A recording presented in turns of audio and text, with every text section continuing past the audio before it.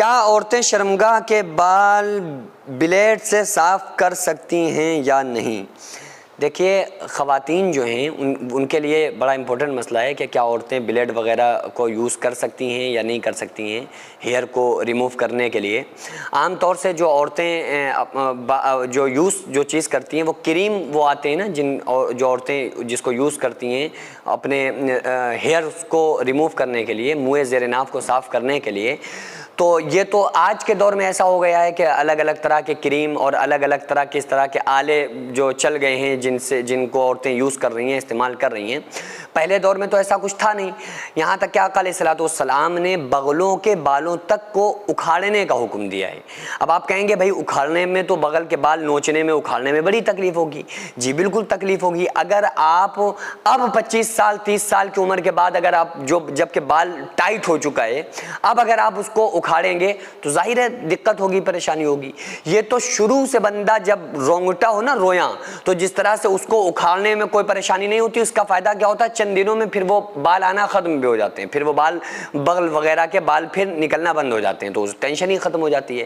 تو شروع سے یا اس کی عادت میں یہ ہو کہ اپنے بغل وغیرہ کے شرمگاہ کے بالوں کو اگر اکھاڑ سکتا ہو تو ان کو اکھاڑے۔ اس کے طریقے بھی اسلام میں موجود ہیں۔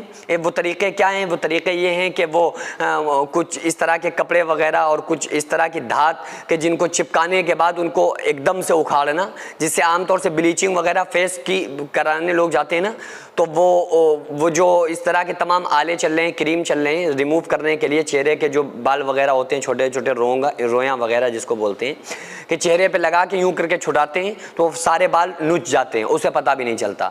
اب یہ چیز جب آپ نے شروع سے بلیڈ یوز کیا ہے، کوئی عورتوں نے کریم یوز کیا ہے، اس کے بعد اب اگر اس سنت پہ کوئی عمل کر رہا ہے، بالوں کو نوچے گا تو اس کو پریشانی ہوگی۔ یہ شروع سے اگر بندہ اس سنت پہ عمل کرے تو اس کے لیے آسانی ہے۔ جس طرح سے ناک وغیرہ کے بال کچھ لوگ نوچ دیتے ہیں نا، کیونکہ انہیں پتہ بھی نہیں چلتا، کیونکہ شروع سے انہوں نے کاٹے نہیں ہوتے، صرف نوچنے سے کام چلا رہے ہوتے ہیں، تو اس لیے یہی چیز ان کی عادت میں ہوتی ہے۔ تو اسلام میں جو حکم ہے نا، اسلام میں وہ حکم یہ ہے کہ صفائی رکھنا ہے۔ اسلام میں صفائی پسندیدہ ہے۔ اگر کوئی مرد یا عورت کے لیے حکم یہ ہے کہ وہ ہفتے میں جمعے کو اپنے جو ہیئرس ہیں ان کو ریموو کریں، منہ زیر ناف کو عورتیں بھی مرد بھی صاف کریں، بغل کے بالوں کو، شرمگاہ کے بالوں کو صاف کرنے کا حکم ہے اسلام میں۔ ہر ہفتے نہیں کر سکتے ہیں تو کم سے کم 15 دن میں کر لیں، 15 دن میں بھی نہیں کر سکتے ہیں تو 40 دن کے اندر بالوں کا صاف کرنا، ہیئرس کا ریموو کرنا یہ ضروری ہے، لازم ہے۔ اگر کوئی مرد یا عورت 40 دن تک ریموو نہیں کرتے ہیں اپنے ہیئرس کو، شرمگاہ کے بالوں کو، منہ زیر ناف کو یا بغل کے بالوں کو، تو اس کی نمازیں مکروہ ہونے لگتی ہیں، کیونکہ اسلام میں جو صفائی ہے وہ پسندیدہ ہے۔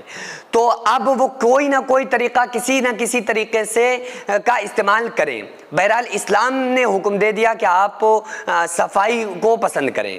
اب جیسے اسلام نے حکم دیا کہ کوئی جو مرد حضرات ہیں وہ جو لباس پہنے نا وہ ٹخنوں سے اونچا ہو مردوں کے لیے، اور وہ زیادہ ٹائٹ نہ ہو، گھٹنے چھپے ہوئے ہوں، یعنی کہ سطر نہ دکھ رہی ہو۔ اب چاہے وہ کوئی بھی لباس پہنے، لیکن یہ 3 شرائط جس کے لباس میں پائی جائیں گی وہ سنت کے زمرے میں آ جائے گا۔ تو اسلام کے اس حکم پر کوئی بندہ کسی بھی طریقے سے عمل کر سکتا ہے، کوئی کپڑے پہن کر سکتا ہے، لیکن ایسے بھی نہ ہو بالکل جو کسی قوم کا ایک پہچان ہو، علامت ہو، پھر ان کپڑوں کا استعمال نہ کرے۔ لیکن بہرحال اسلام نے وہ فارمولا بتا دیا کہ ایسا کپڑا ہو تو بس وہ سنت کے زمرے میں آ جائے گا۔ اسی طرح سے اسلام نے حکم دیا کہ شرمگاہ کے بالوں کو اور بغل کے بالوں کو صاف کرنا ضروری ہے۔ اب وہ کن آلوں سے آپ کر رہے ہیں، جو آپ کو بہتر لگے، جن چیزوں میں آپ کو بہتری لگ رہی ہو آپ ان آلوں کا استعمال کر سکتے ہیں، چاہے وہ مرد ہوں یا عورتیں ہوں۔ تو بہرحال عورتوں کے لیے چونکہ جو کھال ہوتی ہے، لیئر ہوتی ہے، وہ اسکن کمزور ہوتی ہے، اس لیے عورتوں کے لیے بہتر ہے کہ کریم وغیرہ کا یوز کریں۔ مردوں کے لیے بہتر ہے کہ وہ بلیڈ لیزر کا استعمال کریں، یوز کریں۔ لیکن اگر کوئی مرد کسی کریم کو یوز کر لے یا کوئی عورت کسی بلیڈ کا یوز کر لے اور اس سے ہیئرس کو ریموو کر لے تو اس سے اسلام اس پر کوئی حکم نہیں لگاتا ہے، کوئی پرابلم نہیں ہے، آپ کر سکتے ہیں۔ لیکن جو افضل اور بہتر طریقہ ہے وہ یہی ہے کہ عورتیں کریم وغیرہ کا استعمال کریں، یوز کریں، اور مرد حضرات حضرات بلیڈ وغیرہ کا استعمال کریں.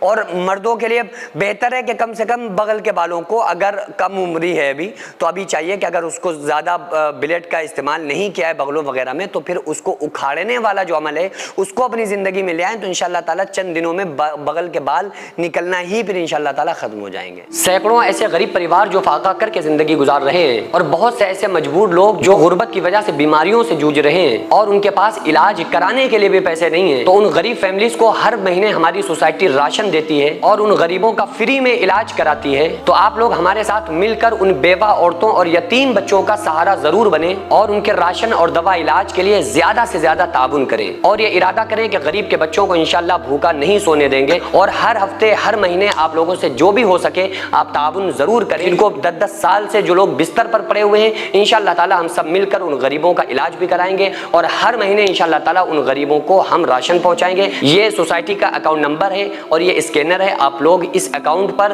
یا اس اسکینر کے ذریعے آپ غریب فیملیز کی ہیلپ کر سکتے ہیں.